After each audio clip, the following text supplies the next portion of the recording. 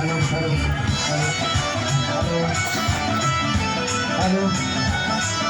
hello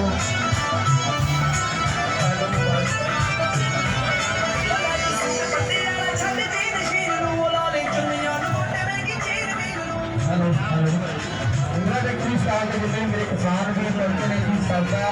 welcome है जी जीवा सब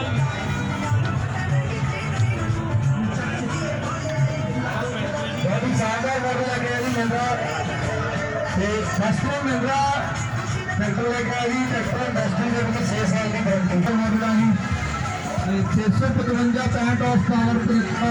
जमा मॉडल मिल गई 655 4 व्हील ड्राइव से 2 व्हील ड्राइव